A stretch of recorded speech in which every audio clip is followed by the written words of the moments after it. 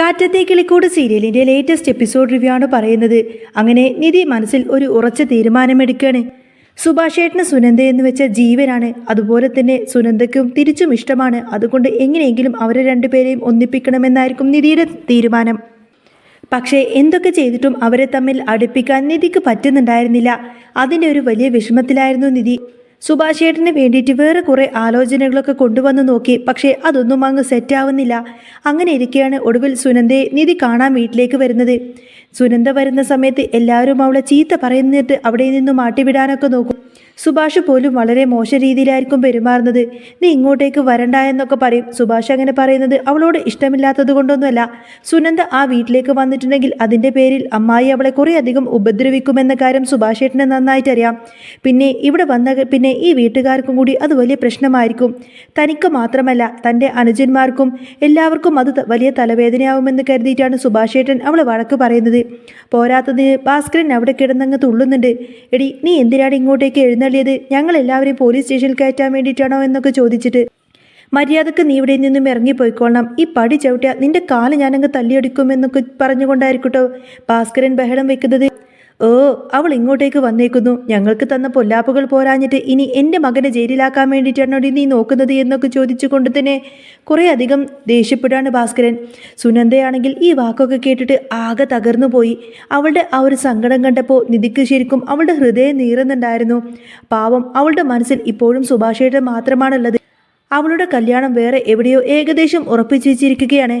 പക്ഷേ അവൾക്ക് ആ ഒരു ബന്ധത്തോട് ലേശം പോലും താല്പര്യമില്ല. ഇഷ്ടമില്ലാത്ത കല്യാണത്തിന് നിന്നു കൊടുക്കുക എന്നത് എത്രമാത്രം വലിയ വേദനയാണെന്ന് നിധിക്ക് നന്നായിട്ടറിയാം. സൂര്യയുമായിട്ടുള്ള തൻ്റെ പഴയ കാര്യങ്ങളൊക്കെ അവൾക്ക് ഓർമ്മയുണ്ടായിരുന്നു. ഒടുവിൽ മറ്റ് നിവൃത്തിയില്ലാത്തത് കൊണ്ട് തന്നെ അവൾക്കന്ന് സുധീഷിനോടൊപ്പം തന്നെ ഇറങ്ങി വരേണ്ടി വന്ന ആ ഒരു ഗതികേടിനെ കുറിച്ചാണ് നിധി ചിന്തിച്ചത്. അതുപോലെ ഒരു അവസ്ഥയിലാണ് ഇപ്പോൾ സുനന്ദ പെട്ടിരിക്കുന്നത്. വീട്ടുകാർക്കിടയിൽ ശരിക്കും അവളങ്ങ് പെട്ടുപോയി. സുഭാഷേട്ടനെ സുനന്ദയ്ക്ക് അത്രമാത്രം ഇഷ്ടമാണ് താനും. പക്ഷേ സുഭാഷേട്ടന് സുനന്ദയുടെ കാര്യത്തിൽ പെട്ടെന്നൊരു തീരുമാനമെടുക്കാനൊക്കെ പേടിയായിരിക്കും. തൻ്റെ അനുജന്മാരുടെ ഭാവി ഓർത്തുകൊണ്ട് മാത്രമാണ് സുഭാഷേട്ടൻ പിന്നോട്ട് വലിയുന്നത്. പിന്നീട് സുധീഷിൻ്റെ അടുത്തേക്ക് ചെന്ന് കൊടുത്തിനെ നിധി സങ്കടം പറയുന്നുണ്ട്. എനിക്ക് ഒരല്പം കാര്യം സംസാരിക്കാനുണ്ട്, നമുക്കൊന്ന് പുറത്തു പോയിട്ട് വരാമെന്നൊക്കെ പറയും. അത് കേട്ടപ്പോൾ സുധീഷിൻ്റെ മനസ്സിൽ വല്ലാത്ത സന്തോഷം തോന്നുകയാണ്. ഇവൾ എന്തായിരിക്കും തന്നോട് ഇത്ര പ്രത്യേകിച്ച് ഒറ്റയ്ക്ക് വിളിപ്പിച്ച് പറയുന്നത് എന്നാണ് സുധീഷ് ചിന്തിക്കുന്നത്. തന്നെ ഇഷ്ടമാണെന്നൊക്കെ പറയാൻ വേണ്ടിയിട്ടായിരിക്കോ എന്നൊക്കെ ചിന്തിച്ച് സുധീഷ് വല്ലാതെ വ്യാമോഹിച്ചു. അങ്ങനെ രണ്ടുപേരും കുറേ നേരമായിട്ട് പുറത്തു പോയിട്ട് പോലും നിധി ഒരക്ഷരം പോലും മിണ്ടുന്നില്ല. കുറേ കഴിഞ്ഞ ഉടനെ തന്നെ ഒടുവിൽ സുധീഷ് ചോദിക്കുന്നുണ്ട്, അല്ല നിധി, നീ എന്തിനാ എന്നെ അങ്ങോട്ടേക്ക് വിളിപ്പിച്ചത്? നീ ഒന്നും മിണ്ടുന്നില്ലല്ലോ, എന്താ കാരണം എന്ന് വെച്ചാൽ അങ്ങോട്ടേക്ക് പറയുമെന്ന് പറയും. എനിക്ക് സുഭാഷേട്ടൻ്റെ കാര്യമാണ് പറയാനുള്ളത് എന്ന് പറയാണ് നിധി. എന്ത് സുഭാഷേട്ടൻ്റെ കാര്യമോ? സുഭാഷേട്ടൻ്റെ കാര്യമെന്ന് ചോദിച്ച് സുധീഷ് അത്ഭുതപ്പെടുന്ന സമയത്ത് തന്നെ നിധി പറയുന്നുണ്ട്, അതെ, നമുക്ക് സുനന്ദയുടെയും സുഭാഷേട്ടൻ്റെ കല്യാണം അങ്ങ് നടത്തിയാലോ എന്നൊരൊറ്റ ചോദ്യം അങ്ങ് ചോദിക്കും. അത് കേട്ടതോടുകൂടി തന്നെ സുധീഷ് ആകെ ഞെട്ടിപ്പോയി. നീ എന്തൊക്കെയാണ് നിധി പറയുന്നത്? അവൻ ചോദിച്ചു. അതെ, അവരുടെ രണ്ടുപേരുടെയും വിവാഹം സുധീഷിന് എന്നോടൊപ്പം നിൽക്കാൻ പറ്റുമോ എന്ന് ചോദിക്കുകയാണ് നിധി. ഞാനോ? ഞാൻ എന്ത് ചെയ്യണമെന്നാ നീ ഈ പറയുന്നത്? നിധി പറയുന്നത്, ഞാൻ സുനന്ദയെ ക്ഷേത്രത്തിലേക്ക് വിളിച്ചുകൊണ്ട് വരാം. ആ സമയത്തിന് സുഭാഷേട്ടനെ കൂടിയിട്ട് സുധീഷ് അങ്ങോട്ടേക്ക് വന്നാൽ മതി. നമുക്കാരും അറിയാതെ അവരുടെ കല്യാണം അങ്ങ് നടത്താം. സുധീഷ് പറയുന്നത്, എന്താ നിധി, നിനക്ക് തലക്ക് വല്ല ഭ്രാന്തുമുണ്ടോ? ഇതെങ്ങാനും സുനന്ദയുടെ വീട്ടുകാരറിഞ്ഞു കഴിഞ്ഞാൽ പിന്നെ എന്തായിരിക്കും പുകില്? വീട്ടിൽ അച്ഛനൊക്കെ അറിഞ്ഞാലുള്ള അവസ്ഥയെ പറ്റിയിട്ട് നീ ചിന്തിച്ചിട്ടുണ്ടോ? അതൊന്നും നടക്കാൻ പോകുന്ന കാര്യമല്ല. നീ ആ സ്വപ്നം അങ്ങ് മാറ്റിവെച്ചാൽ മതി എന്നൊക്കെ പറഞ്ഞു കൊടുത്തിനെ സുധീഷ് നിധിയെ കുറ്റപ്പെടുത്താൻ തുടങ്ങി. നിധി പറയുന്നുണ്ട്, സുധീഷെ, നിനക്കറിയാലോ, ഇഷ്ടമില്ലാത്തൊരു ബന്ധത്തിൽ തല വെച്ച് കൊടുക്കുക എന്ന് പറഞ്ഞാൽ അത് മരിക്കുന്നതിന് തുല്യമാണ്. ഇപ്പോൾ കണ്ടില്ലേ, സുഭാഷേട്ടനെയാണ് സുനന്ദയ്ക്ക് ജീവനായിട്ടുള്ളത്. അവൾക്ക് മറ്റൊരു ബന്ധത്തിന് ഒട്ടും തന്നെ താല്പര്യമില്ല. ഇങ്ങനൊരു വിവാഹം നടന്ന അവളുടെ ജീവിതം അധിക നാളൊന്നും മുന്നോട്ട് പോവില്ല. എൻ്റെ കാര്യം തന്നെ നീ ഒന്ന് ചിന്തിച്ചു നോക്ക്. എനിക്ക് ആ സൂര്യനെ ഇഷ്ടമില്ലാത്തത് കൊണ്ടല്ലേ ഞാൻ സുധീഷിനോടൊപ്പം അവിടെ നിന്നും എങ്ങനെയെങ്കിലുമൊക്കെ രക്ഷപ്പെട്ട് ഇറങ്ങിപ്പോകുന്നത്. അതുപോലെ തന്നെ സുനന്ദയുടെ വിവാഹം ഇങ്ങനെ നടന്നാൽ അവൾക്കൊരിക്കലും ഒരു നല്ല ജീവിതം കിട്ടുമെന്ന് നിനക്ക് തോന്നുന്നുണ്ടോ? എൻ്റെ ഒരു കൂട്ടുകാരിക്ക് ഇതുപോലൊരു സംഭവം പറ്റിയിട്ടുണ്ട്. ഇഷ്ടമില്ലാതെ വീട്ടുകാർ അവളുടെ കല്യാണം നടത്തിവിട്ടു. 2 മാസം കഴിഞ്ഞപ്പോഴേക്കും അവൾ എല്ലാം ഉപേക്ഷിച്ച് വീട്ടിലേക്ക് തിരികെ വന്നു. അവളുടെ ജീവിതം അതോടുകൂടെ അങ്ങ് തകർന്നു പോയി. അവൾക്കൊരു നല്ല കാലം കൊടുക്കാൻ പിന്നീടൊരിക്കലും വീട്ടുകാർക്ക് സാധിച്ചിട്ടില്ല. അതുപോലെ ഒരവസ്ഥ ഒരിക്കലും സുനന്ദക്കുണ്ടാവരുത്. പിന്നെ സുഭാഷേട്ടൻ്റെ കാര്യം, അയാൾ നമ്മളോടൊന്നും തുറന്നു പറയുന്നില്ല എന്നേ ഉള്ളൂ. സുഭാഷേട്ടൻ്റെ മനസ്സിൽ ഇപ്പോഴും സുനന്ദ തന്നെയാണ്. അവരെ തമ്മിൽ ഒന്നിപ്പിക്കുന്നത് വലിയ പുണ്യമുള്ള കാര്യമാണെന്നൊക്കെ ഇങ്ങനെ നിധി പറഞ്ഞ് സുധീഷിനെ പറഞ്ഞ് മനസ്സിലാക്കി. പക്ഷേ സുധീഷ് പറയുന്നുണ്ട്, എനിക്ക് തോന്നുന്നില്ല, അതൊരിക്കലും ശരിയാവാൻ പോകുന്ന ബന്ധമല്ല നിധി, നീ അതിനെക്കുറിച്ച് ഇനി ചിന്തിക്ക പോലും വേണ്ട എന്നൊക്കെ പറയും. ഇതൊക്കെ കേട്ടപ്പോൾ നിധിക്ക് ആകെ ദേഷ്യം വന്നു. നിധി കടുപ്പത്തിൽ തന്നെ ചോദിച്ചു, സുധീഷേ, നിനക്ക് എൻ്റെ കൂടെ നിൽക്കാൻ പറ്റുമോ ഇല്ലയോ എന്ന്. ഈ ഒരു പ്രശ്നത്തിന് പരിഹാരമുണ്ടാക്കാൻ നീ കൂടെ വരുമോ? സുധീഷ് അന്നേരം ആകെ കുഴങ്ങിപ്പോയി. അത് പിന്നെ ഞാൻ എങ്ങനെയാ നിധി എന്നൊക്കെ അങ്ങനെ വിക്കി ചോദിക്കാണ് സുധീഷ്. അന്നേരം നിധി ചോദിച്ചു, അപ്പോൾ ഈ പ്രശ്നത്തിനൊരു പരിഹാരവുമില്ല എന്നാണോ നീ ഈ പറയുന്നത്? എന്ത് പരിഹാരം? ഇതിനൊരു സൊല്യൂഷനുമില്ലെന്ന് അവൻ തീർത്തും അങ്ങ് പറഞ്ഞു. നിധിക്ക് അന്നേരം ഭയങ്കര അങ്ങ് ദേഷ്യം വന്നു. അവൾ പെട്ടെന്ന് തന്നെ കാറിലേക്ക് അങ്ങ് ചാടിക്കയറി സുധീഷിനോട് ഈ ഒരു കാര്യം പറയുമ്പോൾ അവൻ എന്തെങ്കിലും ഒരു വഴി കണ്ടെത്തും, അല്ലെങ്കിൽ അവൻ തൻ്റെ കൂടെ നിൽക്കുമെന്നായിരുന്നു നിധിയുടെ ഒരു പ്രതീക്ഷ. പക്ഷേ അവൻ ഇങ്ങനെ ഒരു കാര്യവുമില്ലാതെ കൈയൊഴിയുന്നത് കണ്ടപ്പോൾ നിധിക്ക് വല്ലാതെ സങ്കടവും ദേഷ്യവും അടക്കാൻ പറ്റുന്നില്ല. അങ്ങനെ പിറ്റേ ദിവസം നിധി ക്ഷേത്രത്തിലേക്ക് ചെന്നു. അവിടെ കുറച്ച് സമയം കാത്തു നിന്നപ്പോൾ സുനന്ദയും അങ്ങോട്ടേക്ക് എത്തി.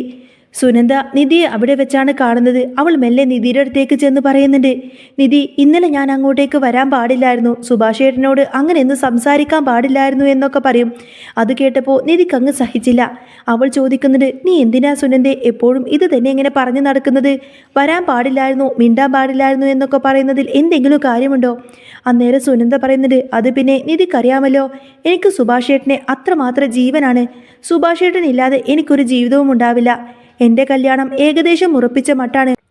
ഇനിയിപ്പോൾ അടുത്തത് നിശ്ചയവും കാര്യങ്ങളൊക്കെ ആയിരിക്കും. എനിക്ക് നല്ല പേടിയുണ്ട് നിധി എന്ന് അവൾ പരിതപിച്ചു പറഞ്ഞു. നിധി പറയുന്നുണ്ട്, ഇപ്പോഴും ഇങ്ങനെ നീ ഇത് തന്നെ ഇങ്ങനെ പറഞ്ഞിരുന്നിട്ട് ഒരു കാര്യവുമില്ല. നീ ഉറച്ച തീരുമാനമെടുക്കണം. ഇങ്ങനെ പോയി കഴിഞ്ഞാൽ എന്നും ഇതേ ഗതി തന്നെയായിരിക്കും നിനക്കുണ്ടാവുള്ളൂ എന്നൊക്കെ പറയാണ് നിധി. നിനക്ക് വീട്ടുകാരെ വേണോ അതോ സുഭാഷേട്ടനെ വേണോ എന്ന കാര്യത്തിൽ നിനക്കൊരു വ്യക്തത വേണം. എവിടെയെങ്കിലും ഒന്ന് ഉറച്ചു നിൽക്ക്. എൻ്റെ കാര്യം തന്നെ നോക്ക്. എനിക്കിഷ്ടമില്ലാത്ത വിവാഹമായിരുന്നു. അതുകൊണ്ടാണ് ഞാൻ അന്ന് സുധീഷിൻ്റെ കൂടെ ഇങ്ങോട്ടേക്ക് ഇറങ്ങിപ്പോകുന്നത്. നമുക്കിഷ്ടമില്ലാത്ത വിവാഹമാണെങ്കിൽ അത് വേണ്ടെന്ന് മുഖത്ത് നോക്കി പറയാനുള്ള ചങ്കൂറ്റം കാണിക്കണം. അത് വീട്ടുകാരുടെ മുന്നിലാണെങ്കിലും ശരി. സുഭാഷേട്ടൻ എന്താ ഒരു കുറവ്? വീട്ടുകാർ തമ്മിലുള്ള പ്രശ്നമായതുകൊണ്ടല്ലേ ഇതൊക്കെ? നിനക്കറിയാവുന്നതല്ലേ സുഭാഷേട്ടൻ എത്ര പാവമാണ് എന്ന്. അയാൾ നിന്നെ നന്നായി നോക്കുമെന്ന് നിനക്കറിയാം. നിങ്ങൾ തമ്മിലുള്ള കല്യാണം നടക്കുകയാണെങ്കിൽ അയാൾ നിന്നെ പൊന്നുപോലെ നോക്കും. അതിലൊരു കുറവും ഉണ്ടാവില്ല എന്നൊക്കെ പറയാണ് നിധി. അത് കേട്ടപ്പോൾ സുനന്ദ പറയുന്നുണ്ട്, എനിക്കതൊക്കെ അറിയാം നിധി, പക്ഷേ എൻ്റെ വീട്ടുകാർ എൻ്റെ വിവാഹം ഉറപ്പിച്ചു കഴിഞ്ഞു. എനിക്കറിയില്ല നിധി ഇനി എന്താണ് ചെയ്യേണ്ടത് എന്ന്. ഒരു പക്ഷേ ഈ വിവാഹം നടന്നാൽ എൻ്റെ ജീവിതം ഒരിക്കലും നേരെയാവില്ല. നിധി ചോദിക്കുന്നുണ്ട്, നിനക്ക് സുഭാഷേട്ടനെയല്ലേ ഇഷ്ടം? എന്നിട്ട് ആ ഇഷ്ടം ഉള്ളിൽ വെച്ചുകൊണ്ട് നിനക്ക് മറ്റൊരാളുടെ കൂടെ പോയി ജീവിക്കാൻ പറ്റുമോ എന്ന് ചോദിക്കും. അത് അയാളെ ചതിക്കുന്നതിന് തുല്യമല്ലേ? സത്യങ്ങൾ എന്നറിഞ്ഞാലും നിന്റെ ജീവിതം നശിക്കില്ലേ? നിനക്ക് അയാളോട് വിശ്വസ്തത കാണിക്കാൻ പറ്റുമോ എന്നൊക്കെ ചോദിക്കുകയാണ് നിധി. അങ്ങനെ നിന്റെ ജീവിതം പാഴായി പോവത്തേയുള്ളൂ. അതിനേക്കാൾ നല്ലത് നീ നല്ലൊരു തീരുമാനമെടുക്കുന്നതാണ്. സുഭാഷേട്ടനെ നിനക്ക് വേണമെന്നുണ്ടെങ്കിൽ നീ അത് തുറന്നു പറ. നിധി, എനിക്ക് സുഭാഷേട്ടൻ്റെ കൂടെ ജീവിക്കാനാണ് ആഗ്രഹമെന്ന് സുനന്ദ തുറന്നു പറഞ്ഞു. എങ്കിൽ ഇനി ഒന്നും നോക്കണ്ട സുനന്ദ, നമുക്ക് എത്രയും പെട്ടെന്ന് തന്നെ നിങ്ങളുടെ വിവാഹം നടത്തണമെന്ന് നിധി പറയാണ്. വിവാഹം എന്ന് കേട്ടതോടുകൂടി തന്നെ സുനന്ദ ആകെ ഞെട്ടിപ്പോയി. അവൾ നിധി ഒന്ന് സൂക്ഷിച്ചു നോക്കി. എന്താ സുനന്ദ, വിവാഹകാര്യം കേട്ടപ്പോൾ നീ ഇത്രമാത്രം അത്ഭുതമെന്ന് ചോദിക്കാണ് നിധി.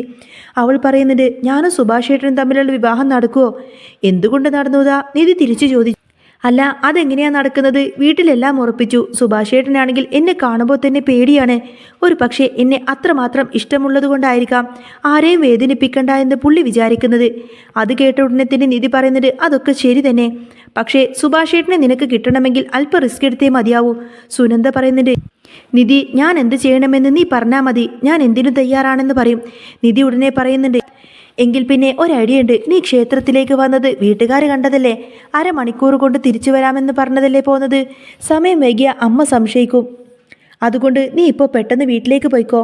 ഇപ്പോൾ 8 മണിയല്ലേ ആയിട്ടുള്ളൂ. ഒരു 10 മണിയാകുമ്പോൾ നീ ഇങ്ങോട്ടേക്ക് തിരികെ വരുമോ? വീട്ടിൽ ആ സമയത്ത് ആരെങ്കിലും കാണുമോ എന്നൊക്കെ ചോദിക്കൂ. എല്ലാവരും കല്യാണാവശ്യത്തിനായി പുറത്തേക്ക് പോകുമെന്നും വീട്ടിൽ അച്ചമ്മ മാത്രമേ ഉണ്ടാവുകയുള്ളൂ അവൾ പറഞ്ഞു. എന്നാൽ ആ സമയം നോക്കി നീ നേരെ ഇങ്ങോട്ടേക്ക് വാ. 10 മണിയാകുമ്പോഴേക്കും ഞാൻ സുഭാഷേട്ടനെ കൂട്ടിയിട്ട് ഇങ്ങോട്ടേക്ക് വരാം. ഇന്ന് തന്നെ നിങ്ങളുടെ കല്യാണം നടത്തണമെന്ന് പറയാണ് നിധി. എന്ത്, ഇന്ന് തന്നെയോ എന്ന് അവൾ ചോദിച്ചപ്പോൾ പറ്റുമോ ഇല്ലയോ എന്ന് നിധി കടുപ്പിച്ചങ്ങ് ചോദിച്ചു. ഒരു നിമിഷം ആലോചിച്ചതിന് ശേഷം സുനന്ദ പറയുന്നുണ്ട്, ശരി, ഞാൻ വരാമെന്ന് പറയും. ദേ, വാക്ക് മാറരുത് കേട്ടോ. നിന്റെ വാക്ക് വിശ്വസിച്ചാണ് ഞാൻ സുഭാഷേട്ടനെ ഇങ്ങോട്ടേക്ക് വിളിക്കാൻ പോകുന്നത് എന്ന് നിധി ഓർമ്മിപ്പിച്ചു. ഇല്ല, ഞാൻ മാറില്ല. എനിക്ക് സുഭാഷേട്ടനെ വേണമെന്നും ഉറപ്പിച്ചു പറഞ്ഞു കൊടുത്തിനെ സുനന്ദ നേരെ വീട്ടിലേക്ക് തിരിച്ചു. പിന്നീട് നിധി വീട്ടിലേക്കെത്തി സുധീഷിനോടും നികേഷിനോടും ഹരീഷിനോടൊക്കെ ഈ ഒരു പ്ലാനിനെ കുറിച്ച് സംസാരിച്ചു. ഇതൊക്കെ കേട്ടപ്പോൾ ഹരീഷ് പറയുന്നുണ്ട് ഇതൊന്നും നടക്കുന്ന കാര്യമല്ല എന്ന്. സുധീഷ് പറയുന്നുണ്ട് സുനന്ദയോ അവൾ ഒരിക്കലും ഇതിനൊന്നും ഇറങ്ങി വരില്ല. അവൾ ക്ഷേത്രത്തിലേക്ക് എത്തുമെന്ന് എനിക്കൊട്ടും തോന്നുന്നില്ല. പക്ഷേ നിധി ഉറപ്പിച്ചു പറഞ്ഞു അവൾ വരുമെന്ന് എനിക്ക് വാക്ക് തന്നതാ. നികേഷ് പറയുന്നുണ്ട് ഇതൊന്നും ശരിയാവാൻ പോകുന്നില്ല എന്ന്. സുഭാഷേട്ടൻ ഇതിന് സമ്മതിക്കുമെന്ന് എനിക്ക് തോന്നുന്നില്ല. പോരാത്തതിന് അവളുടെ വീട്ടിലറിഞ്ഞാൽ വലിയ പ്രശ്നമായിരിക്കും. എന്തിനാ വെറുതെ ഇങ്ങനെ ആപത്ത് വിളിച്ചുകൊണ്ട് വരുത്തുന്നത്? ഹരീഷും അതിനോട് തന്നെ യോജിച്ചു. അന്നേരം നിധി പറയുന്നുണ്ട് സുഭാഷേട്ടന് വേണ്ടിയിട്ട് നമുക്ക് ഇത്രയെങ്കിലും ഒന്ന് ചെയ്തൂടെ? പാവം അയാൾക്ക് നല്ലൊരു ജീവിതം കിട്ടേണ്ടേ? എത്ര പെണ്ണിനെ നമ്മൾ പോയി കണ്ടു, ഒന്നെങ്കിലും ഒത്തുവന്നോ? ഇല്ലല്ലോ. അതുപോലെ തന്നെയാണ് സുനന്ദയുടെ കാര്യവും. വേറൊരു വിവാഹം നടന്നാലും അവൾ ഒരിക്കലും സന്തോഷവതിയാവില്ല. നമുക്കൊരു തവണയെങ്കിലും ശ്രമിച്ചു നോക്കിക്കൂടെ എന്നൊക്കെ പറഞ്ഞ് അവൾ അവരെ പറഞ്ഞ് മനസ്സിലാക്കാൻ നോക്കി. ഒടുവിൽ കുറേ അധികം നിർബന്ധിച്ചപ്പോൾ അവരെല്ലാവരും സമ്മതിച്ചു.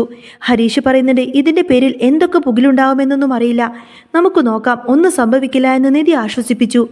ഇനി അടുത്ത വലിയ പണി സുഭാഷേട്ടനെ കൊണ്ട് ഇത് സമ്മതിപ്പിക്കുക എന്നായിരുന്നു. സുഭാഷേട്ടനാണെങ്കിൽ ഈ ഒരു കാര്യമൊന്നും ഇതുവരെ അറിഞ്ഞിട്ടില്ല. നിധി സുധീഷിനോട് പറയുന്നുണ്ട് സുധീഷ് നീ ഒരു കാര്യം ചെയ്യേ, നേരെ ക്ഷേത്രത്തിലേക്ക് ചെന്ന് കല്യാണൊരുക്കങ്ങളൊക്കെ ഇത് ചെയ്യേ. അന്നേരം ഞങ്ങൾ സുഭാഷേട്ടനെ കൂട്ടിയിട്ട് അങ്ങോട്ടേക്ക് വന്നോളാമെന്ന് പറയും.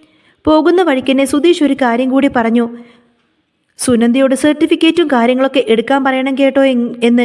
അല്ലെങ്കിൽ നിധി വീട്ടിൽ നിന്നും ഇറങ്ങിപ്പോകുന്നത് പോലെ തന്നെ അങ്ങോട്ടും ഇങ്ങോട്ടേക്കുമല്ലാത്ത അവസ്ഥയായി വരുമെന്നും പറയും. നിധി പറഞ്ഞു അതൊക്കെ ഞാൻ നോക്കിക്കോളാമെന്ന്. അങ്ങനെ സുധീഷ് അവിടെ നിന്നും പോയി. ആ സമയത്തിന് നിധി സുഭാഷിൻ്റെ അടുത്തേക്ക് ചെന്നു. നിധി കാര്യം പറഞ്ഞു തുടങ്ങിയപ്പോൾ സുഭാഷ് ആകെ അന്തം വിട്ടുപോയി. സുഭാഷേട്ടൻ ഒരിക്കലും ഇങ്ങനെയൊന്നും സ്വപ്നത്തിൽ പോലും വിചാരിച്ചിരുന്നില്ല.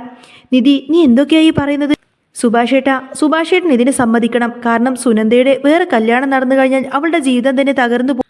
അന്നേരം സുഭാഷേട്ടൻ പറയുന്നുണ്ട് ഞാനും സുനന്ദയും തമ്മിൽ ഒന്നിച്ചു കഴിഞ്ഞാൽ പിന്നെ വീട്ടുകാരുടെ കാര്യമൊന്ന് ആലോചിച്ചു നോക്കിയേ, അതൊരിക്കലും സമാധാനമായിട്ടുള്ള ജീവിതമാവില്ല. അവളുടെ വീട്ടുകാർ വെറുതെ ഇരിക്കോ? ഇത്രയും പ്രതീക്ഷയോടെ വളർത്തിയ മകൾ ഇങ്ങനെ ഇറങ്ങിപ്പോകുന്നത് ഒരച്ഛനമ്മമാർക്കും സഹിക്കാൻ പറ്റില്ല. അങ്ങനെ സുഭാഷ് വല്ലാതെ വേവലാതിപ്പെട്ടു. പക്ഷേ നിധി വിട്ടുകൊടുത്തില്ല. ഇങ്ങനെ നോക്കിക്കഴിഞ്ഞാൽ ആർക്കും ജീവിക്കാനൊന്നും പറ്റില്ല. സുനന്ദയുടെ ജീവിതം മാത്രം ഓർത്താൽ മതിയെന്നും പറഞ്ഞു. ഇപ്പം തൽക്കാലം സുഭാഷേട്ടൻ സുനന്ദയുടെ ജീവിതം മാത്രം ഓർത്താൽ മതിയെന്നും പറഞ്ഞു. സുഭാഷിന് അതൊക്കെ കേട്ടപ്പോൾ ഭയങ്കര വിഷമമായിരുന്നു. എന്ത് ചെയ്യണമെന്ന് പോലും അറിയാതെ സുഭാഷാണെങ്കിൽ ആകെ കുഴങ്ങി നിൽക്കുകയാണ്. ഒടുവിൽ നിധിയും ഹരീഷും നികേഷും എല്ലാവരും കൂടി വട്ടമിട്ട് പറഞ്ഞ് അവനെ കൊണ്ട് വല്ലാതങ്ങ് നിർബന്ധിച്ച് സമ്മതിപ്പിച്ചു. അങ്ങനെ സുനന്ദയെ വിവാഹം കഴിക്കാൻ അവൻ അങ്ങ് ഒരുങ്ങി നിൽക്കുകയാണ്. നിധി ഒരുക്കിയ ആ വലിയ കെണിൽ സുഭാഷേട്ടൻ ഒടുവിൽ വീണ് കഴിഞ്ഞു. ഇനി എല്ലാം പെട്ടെന്നായിരുന്നു. ക്ഷേത്രത്തിൽ സുധീഷ് എല്ലാ ഒരുക്കങ്ങളും പൂർത്തിയായി കാത്തു നിൽക്കുകയാണ്. ആ സമയം 10 മണിയാവാൻ മിനിറ്റുകൾ മാത്രം ബാക്കി നിൽക്കെ നിധി തൻ്റെ ഫോണെടുത്ത് സുനന്ദയെ വിളിച്ചു. സുനന്ദ നീ ഇറങ്ങിയോ? സുഭാഷേട്ടൻ അവിടെ സമ്മതിച്ചു. ഞങ്ങളിതാ ക്ഷേത്രത്തിലേക്ക് തിരിക്കുകയാണ്. അപ്പുറത്ത് സുനന്ദയുടെ കിതപ്പ് നിധി ഫോണിലൂടെ കേൾക്കുന്നുണ്ടായിരുന്നു. നിധി ഞാൻ പുറകിലെ വാതിലിലൂടെ ഇറങ്ങി വരുന്നുണ്ട്. അച്ചമ്മ നല്ല ഉറക്കാണ്. ഞാൻ എൻ്റെ സർട്ടിഫിക്കറ്റ്സും കുറച്ച് ഡ്രസ്സൊക്കെ ബാഗിലെടുത്ത് വെച്ചിട്ടുണ്ട്. പക്ഷേ എനിക്ക് പേടിയാവുന്നു നിധി. നീ ഒന്നും പേടിക്കണ്ട, ധൈര്യമായിട്ട് വാ. നിധി അവൾക്ക് ആത്മവിശ്വാസം നൽകി. സുഭാഷിനെ കാറിൽ കയറ്റുമ്പോൾ അയാളുടെ കൈകളെല്ലാം ഇറക്കുന്നുണ്ടായിരുന്നു. ഹരീഷും നികേഷൊക്കെ കൂടെയുണ്ട്. വഴിയിലുടനീളം സുഭാഷ് നിശബ്ദനായിരുന്നു. താൻ ചെയ്യുന്നത് ശരിയാണോ എന്നൊരു ചോദ്യം അയാളുടെ ഉള്ളിൽ അലതല്ലുന്നുണ്ട്. പക്ഷേ നിധി പറഞ്ഞത് സത്യമാണ്. സുനന്ദയെ മറ്റൊരു ജീവിതത്തിലേക്ക് തള്ളിവിടുന്നത് അവളെ കൊല്ലുന്നതിന് തുല്യമാണ്. അവർ ക്ഷേത്രത്തിന്റെ പടിക്കലെത്തിയപ്പോൾ ദൂരെ നിന്നും ഓടിവരുന്ന സുനന്ദയെ കണ്ടു. വിയർത്ത് കുളിച്ച് പേടിയോടുകൂടി തന്നെ ചുറ്റും നോക്കി വരുന്ന അവളെ കണ്ടപ്പോൾ സുഭാഷിന്റെ ഉള്ളിലെ സ്നേഹം സങ്കടമായി മാറി. അവൻ കാറിൽ നിന്നും ഇറങ്ങി അവളുടെ അടുത്തേക്ക് ചെന്നു. ഒന്നും മിണ്ടാതെ അവൾ അവന്റെ കൈകളിൽ മുറുകെ പിടിച്ചു. ക്ഷേത്രത്തിന്റെ ഉള്ളിൽ തിരികൾ തെളിഞ്ഞു കഴിഞ്ഞു. സുധീഷ് ഒരു പൂമാലയായി ഓടി വന്നു. വേഗം വേഗം, സമയം കളയണ്ട, ആരെങ്കിലും കാണുന്നതിന് മുൻപ് ചടങ്ങുകളെല്ലാം തീർക്കണം. സുഭാഷും സുനന്ദയും ശ്രീകോവിലിന് മുന്നിൽ നിന്നു. തുളസിമാലകൾ പരസ്പരം ചാർത്തുമ്പോൾ രണ്ടുപേരുടെയും കണ്ണുകളൊക്കെ നിറഞ്ഞൊഴുകുന്നുണ്ടായിരുന്നു. സുഭാഷ് സുനന്ദയുടെ കഴുത്തിൽ താലി ചാർത്തിയപ്പോൾ തൻ്റെ ജീവിതം ഇനി സുരക്ഷിതമാണെന്നുള്ള ബോധ്യം അവരുടെ മുഖത്ത് മിന്നിമാഞ്ഞു. നിധി നിറ കണ്ണുകളോടുകൂടെ തന്നെ ആ ഒരു കാഴ്ച നോക്കി നിന്നു. ഒരു വലിയ ദൗത്യം പൂർത്തിയാക്കിയതിൻ്റെ സംതൃപ്തി അവളുടെ മുഖത്തുണ്ടായിരുന്നു. പക്ഷേ സന്തോഷം അധിക നേരമൊന്നും നീണ്ടു നിന്നില്ല. പെട്ടെന്നാണ് ക്ഷേത്ര പരിസരത്തേക്ക് 2 കാറുകൾ പാഞ്ഞു വന്നത്. സുനന്ദയുടെ അച്ഛനും കൂട്ടുകാരും ആയിരിക്കും. സുനന്ദയുടെ അച്ഛൻ കാറിൽ നിന്നും ഇറങ്ങി വരുന്നത് ഒരു വലിയ വടിയുമായിട്ടാണ്. എവിടെയാടോ എൻ്റെ മകൾ? അവളെ തട്ടിക്കൊണ്ടുവരാൻ മാത്രം വളർന്നോ നീയെ? അയാൾ അലറി വിളിച്ചു. സുഭാഷ് സുനന്ദയെ തൻ്റെ പുറകിലേക്ക് ചേർത്ത് നിർത്തി. നിധി മുന്നോട്ട് ചെന്നു. ഇത് തട്ടിക്കൊണ്ടുവന്നതൊന്നുമല്ല. നിങ്ങൾക്കിനി അവരെ ഒന്നും ചെയ്യാൻ കഴിയില്ല. അവർ നിയമപരമായി തന്നെ വിവാഹിതരായി. ഇനി അവർ സുഭാഷേട്ടൻ്റെ ഭാര്യയാണെന്ന് പറയും. അന്നേരം സുനന്ദയുടെ അച്ഛൻ അങ്ങ് കലിതുള്ളി സുഭാഷിന് നേരെ അങ്ങ് അടുത്തു. പക്ഷേ ഹരീഷും നികേഷും തടസ്സമായി നിന്നു. ഇനി ഇതിൻ്റെ പേരിൽ ബഹളമുണ്ടാക്കിയിട്ട് കാര്യമൊന്നുമില്ല. അവർ ഒന്നിച്ചു തന്നെ ജീവിക്കാൻ തീരുമാനിച്ചു കഴിഞ്ഞു. പോലീസ് സ്റ്റേഷനിൽ അറിയിച്ചിട്ടാണ് ഞങ്ങൾ ഇത് ചെയ്തത്. സുധീഷ് നുണ കലർത്തി പറഞ്ഞു. തൻ്റെ മകൾ താലി ചാർത്തി നിൽക്കുന്നത് കണ്ടപ്പോൾ അച്ഛൻ്റെ നിയന്ത്രണം അങ്ങ് വിട്ടു. ഇനി നീ എൻ്റെ മകളല്ല, മരിച്ചു എന്ന് ഞാൻ അങ്ങ് കരുതിക്കൊള്ളാമെന്ന് പറഞ്ഞ് സുനന്ദയുടെ അച്ഛൻ കുറേയധികം ദേഷ്യപ്പെട്ടു. ഈ പടി കടന്ന് നീ എങ്ങാനും എൻ്റെ വീട്ടിലേക്ക് വന്നു കഴിഞ്ഞാൽ നിന്നെ ഞാൻ അങ്ങ് വെട്ടിക്കൊല്ലുമെന്ന് ശപിച്ചുകൊണ്ട് തന്നെ അയാൾ ദേഷ്യപ്പെട്ട് അവിടെ നിന്നങ്ങ് പോയി. ആ വാക്കുകൾ സുനന്ദയെ തളർത്തിയെങ്കിലും സുഭാഷേട്ടൻ്റെ കൈകൾ അവൾക്ക് വലിയ കരുത്തായിരുന്നു. നിധി അവളെ ചേർത്ത് പിടിച്ചു. ഇനി പുതിയൊരു ജീവിതത്തിൻ്റെ തുടക്കമാണ്.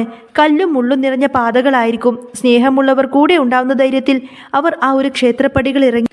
അങ്ങനെ ഒട്ടും പ്രതീക്ഷിക്കാത്ത രീതിയിലായിരിക്കട്ടെ സുഭാഷേട്ടനും സുനന്ദയും ഒന്നിക്കുന്നത്. ഇനി വരാൻ പോകുന്ന നല്ല സൂപ്പർ ട്വിസ്റ്റ് നിറഞ്ഞ എപ്പിസോഡുകളൊക്കെ തന്നെയായിരിക്കും. നിങ്ങൾക്ക് ഈ ഒരു ചാനൽ ഇഷ്ടമാവുകയാണെങ്കിൽ സബ്സ്ക്രൈബ് ചെയ്യാനും സപ്പോർട്ട് ചെയ്യാനും മറക്കല്ലേ. നെക്സ്റ്റ് വീഡിയോ ഉടനെ വരാം. ബൈ.